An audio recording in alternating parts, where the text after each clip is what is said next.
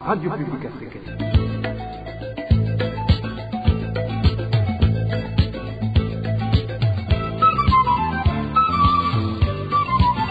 Radio Publique Africaine.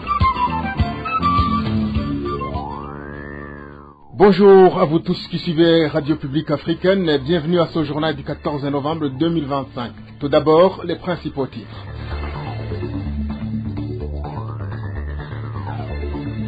Les réfugiés burundais vivant dans les camps en Tanzanie continuent de subir la persécution de la part des policiers. Une famille s'est vue retirer ce vendredi les papiers attestant leur statut de réfugié parce que le chef de ménage recherché par la police était introuvable. La population de Nyakabiga 3 s'inquiète pour leur santé suite à la saleté autour du petit marché de ce quartier. C'est au moment où le choléra sévit dans plusieurs coins du pays où 42 personnes souffrant de cette maladie sont en train de recevoir des soins, indique le ministère de la Santé publique et de la lutte contre le sida dans son rapport du 10 novembre. Et le rapport de la Ligue ITK nous montre que 37 personnes ont été tuées pour le mois d'octobre. Encore une fois, bienvenue.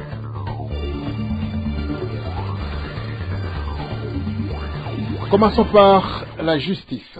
Une peine de 20 ans de servitude pénale et le jugement porté pour la police Ouimana Blaise, ainsi qu'une amende de 100 000 francs burundais. Quant à son collègue Emery Ndikumana, il a été condamné à 10 ans de prison ainsi qu'une amende de 50 000 francs burundais. Les deux sont accusés d'un meurtre d'un citoyen nommé Eric Irakoze, habitant de la commune Rumongue, assassiné mardi dernier après avoir été torturé. Le procès a eu lieu ce jeudi dernier vers 20 h.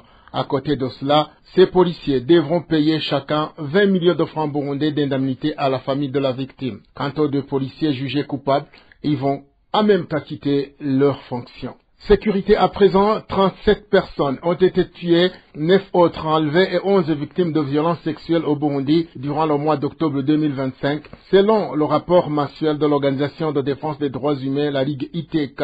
Cette organisation indique que parmi les auteurs présumés de ces exactions figurent des membres des Imbonerakure ainsi que certains éléments des forces de sécurité. Le contenu de ce rapport avec notre confrère David Claude Bananayo. Dans son rapport du mois d'octobre de cette année sur la situation des droits humains au Burundi, la Ligue TK indique que 37 personnes ont été tuées, dont 27 retrouvées mortes. L'organisation relève également que 12 personnes, dont 7 filles, ont été victimes de violences sexuelles.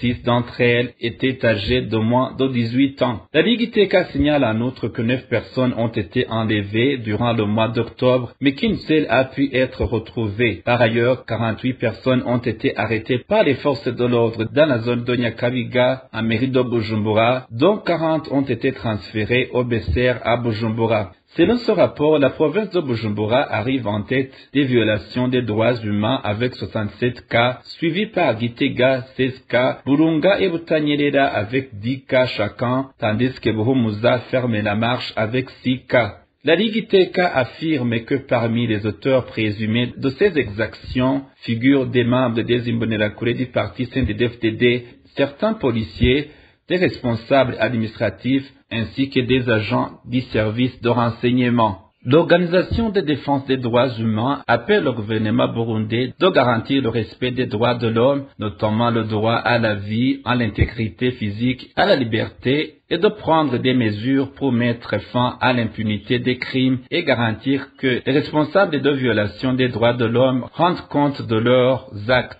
Rendons-nous à présent en Tanzanie. Les réfugiés burundais des camps situés en Tanzanie continuent de subir des persécutions. Ce vendredi, les policiers sont allés arrêter l'un des réfugiés du camp de Nyarugusu, mais il a pu prendre le large. Ces policiers ont par après procédé à l'arrestation des membres de sa famille et ont pris tous leurs documents attestant le statut de réfugiés. Les réfugiés de son camp demandent que ces persécutions cessent. Elvis Niomungere pour les détails. Une réfugiée de Kado Nyarugusu est actuellement pourchassée par des policiers Nikundana Achere, originaire de la zone 8, cette semaine, avant l'affichage des listes imposant aux réfugiés de se sécuriser pour le retour au pays. Elle avait déclaré ouvertement lors d'une réunion officielle qu'il existait toujours un problème de sécurité au Burundi et qu'on ne devait pas continuer à forcer les gens à rentrer. À la sortie de cette réunion, Il avait relayé son message aux autres réfugiés, notamment à travers des enregistrements vocaux diffusés sur les réseaux sociaux. Je demande la parole pour exposer mon point de vue sur la situation des réfugiés burundais, car ce qui nous attend semble désormais inévitable. J'ai d'abord expliqué qu'à chaque visite dans le camp, on nous sommes de rentrer au Burundi. Ceux qui tiennent ce discours pensent que les réfugiés burundais ne sont ici qu'en visite. Je l'ai affirmé clairement. Les Tanzaniens estiment que nous sommes des visiteurs et qu'il est temps pour nous de rentrer chez nous. Or, à ma connaissance, le Burundi a connu de nombreuses guerres civiles depuis les années 1960 et chacune d'entre elles a laissé de profondes séquelles au sein de la population. J'ai rappelé ces différents conflits pour montrer que nos déplacements ne sont pas motivés par le tourisme mais par la recherche de sécurité. Même si les conditions de vie dans le camp sont difficiles, nous avons choisi d'y rester car nous y trouvons davantage de sécurité qu'au Burundi. Ce vendredi, des policiers sont venus tôt le matin pour l'arrêter. Ne l'ayant pas trouvé, ils ont arrêté les membres de sa famille. Selon notre source. Nous, les voisins d'Acher Ningunda, habitants de zone 8, quartier numéro 4, dansons un cri d'alarme. Nous avons vu la police arriver à bord d'un véhicule. Ils se sont défendus du traitement et se sont directement dirigés vers la maison d'Acher. Lui, semble-t-il averti à temps, a pris la fuite en passant par la porte arrière. Ne l'ayant pas trouvé, les policiers ont alors interpellé sa famille et exigé qu'il présente le statut de réfugié. Ensuite, ils se sont rendus chez son petit frère.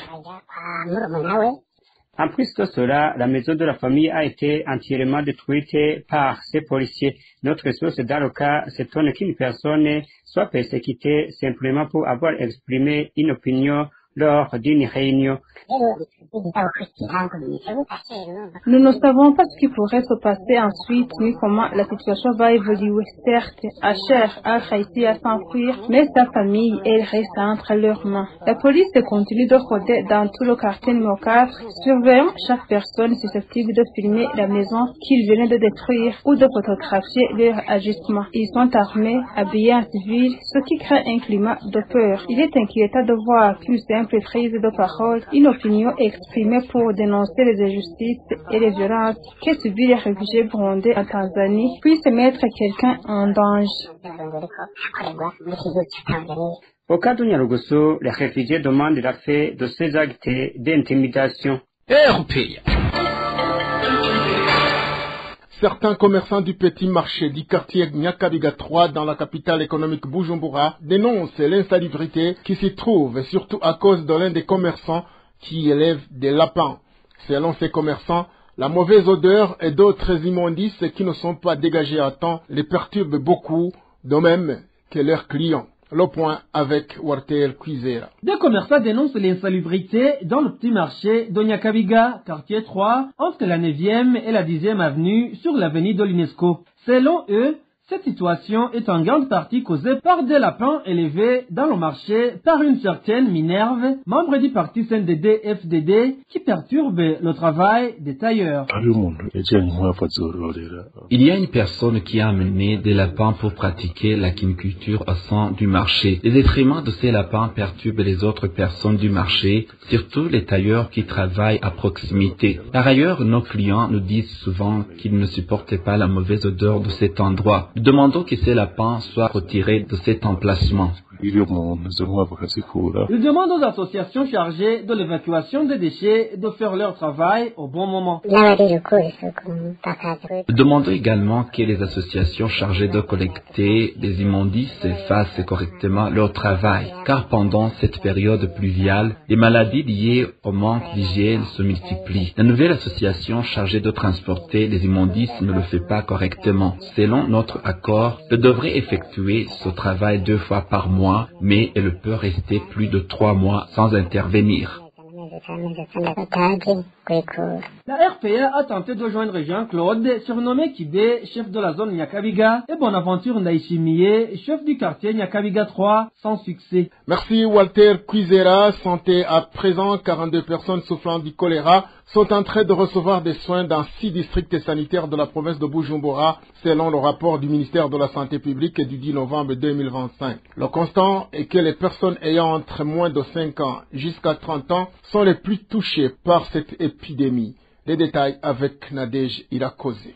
Ce rapport effectué par le Centre des opérations d'urgence de la santé publique au sein du ministère de la Santé publique, COUSP en sigle, montre que la province de Bujumbura est actuellement la plus menacée par l'épidémie de choléra. En effet, cette épidémie se trouve dans 6 districts sanitaires, respectivement dans les communes Nahangwa, Mukaza, Mugere, Isare, Manda et Chibitoke. Les 42 cas de choléra sont pris en charge dans les 4 centres de traitement de choléra qui se trouvent à l'hôpital Prince-Régent-Charles, à Ruvirizi, à Gihanga et à Rugombo. Ce rapport de COUSP fait savoir que depuis le début du mois de janvier 2025 jusqu'au 10 novembre 2025, un cumul total de 2544 cas de choléra a été notifié et plus d'une dizaine d'entre eux sont décédés. 60% de ces cas de choléra sont des personnes ayant moins de 5 ans jusqu'à 30 ans, ce qui prouve que ce sont ces tranches d'âge les plus touchées par cette épidémie. Bien que le centre COUSP indique qu'il y a des actions de santé publique mises en œuvre pour la prévention de choléra, en passant par la sensibilisation de la population, ce centre souligne que les problèmes de manque d'eau potable et de l'insuffisance des latrines adéquates dans les localités touchées par l'épidémie de choléra ne sont pas encore résolus. Le centre COUSP demande alors au gouvernement burundais de mobiliser les fonds nécessaires pour la prise en charge effective des malades, la sensibilisation communautaire et l'amélioration de l'accès à l'eau potable pour les populations afin de pouvoir éradiquer cette épidémie de choléra dans le pays.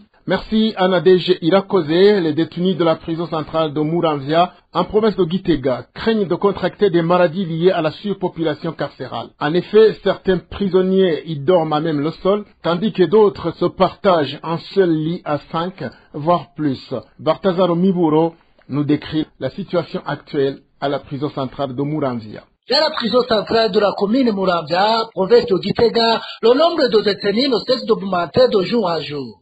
Selon notre source, de nombreux prisonniers dorment désormais à même le sol, sans couverture, à cause de la surpopulation carcérale. La même source indique que plusieurs d'entre eux dorment dans les espaces réservés au lieu de culte à l'intérieur de la prison. En raison du grand nombre de personnes, certains passent la nuit dans la cuisine des haricots, communément appelée mahangaiko, mais au milieu de la cuisine car au niveau de mahangaiko, ça ne serait pas possible à cause de la pluie. D'autres dorment dans les couloirs ou dans les lieux de culte, qu'il s'agisse de mosquées, d'églises pentecôtistes ou catholiques. Toujours selon cette source, non seulement cette surpopulation entraîne une forte réduction de l'action alimentaire, mais également certains détenus doivent partager un lit à 5 ou 6.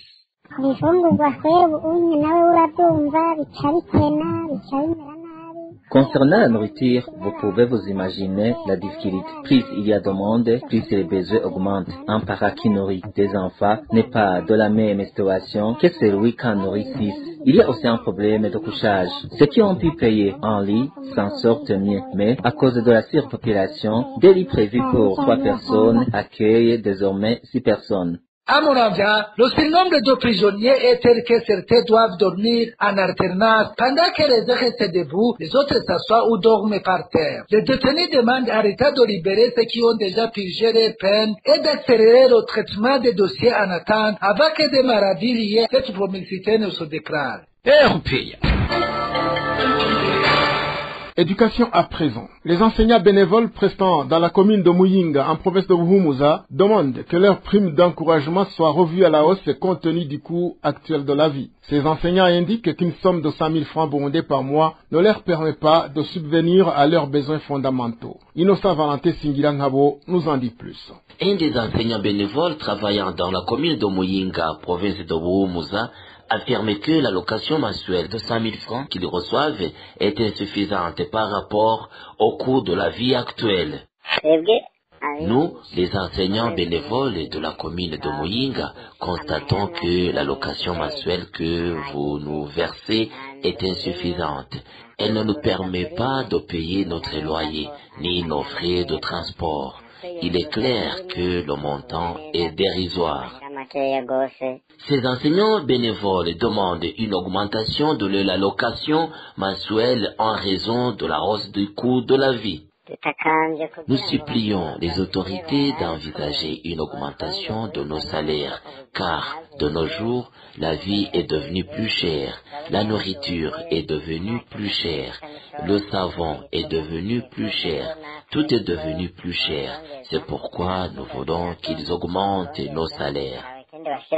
À ce propos, nous n'avons pas pu joindre Abel, responsable de l'éducation dans la commune de Muyinga, ni Blaise Pascal Misago, directeur de l'éducation dans la province de Buhumuza. Les prix des pièces de rechange ont fortement augmenté sur différents marchés au Burundi. Depuis l'année 2024, plusieurs de ces produits ont triplé de prix. Les transporteurs affirment que cette flambée des prix des pièces détachées est l'une des causes de la hausse du coût du transport, ce qui affecte directement la population. Dani Claire Ilatkoumva nous en parle. Les conducteurs de voitures et de motos transportant des passagers donnent quelques exemples. Le pneu de Probox, qui coûtait entre 80 000 et 110 000 francs beaux en 2024, se vend aujourd'hui entre 330 000 et 340 000 francs beaux. Un litre d'huile de moteur, qui coûtait 7 000 francs beaux, se vend maintenant entre 27 000 et 30 000 francs beaux. Le pare-brise, autrefois à 80 000 francs beaux, coûte désormais 115 000 à 120 000 francs beaux selon les chauffeurs. Ce n'est pas tout. Le rétroviseur qui se vendait 50 000 francs beaux est maintenant à 140 000 francs beaux. Les plaquettes de frein, autrefois à 15 000 francs beaux, coûtent désormais 45 000 francs beaux. Tandis que les bancs de frais qui valaient 40 000 francs beaux sont passés à 80 000 francs beaux. Les propriétaires de véhicules, notamment ceux de Probox, signalent que plus les pièces sont de bonne qualité, plus elles deviennent chères. Ils ajoutent qu'ils sont en grande difficulté, ce qui explique la hausse continue des prix du transport jour après jour. Les commerçants de pièces détachées pour voitures et motos expliquent que la rareté des devises étrangères et les difficultés d'approvisionnement en Ouganda, au Kenya et en Tanzanie à cause du manque de carburant aggravent la situation. Les propriétaires de véhicules, comme les vendeurs de pièces, affirment qu'ils n'ont aucun espoir de voir les prix baisser dans un avenir proche. C'est par ici que nous mettons un point final à ce journal. Merci de l'avoir suivi. Bon week-end.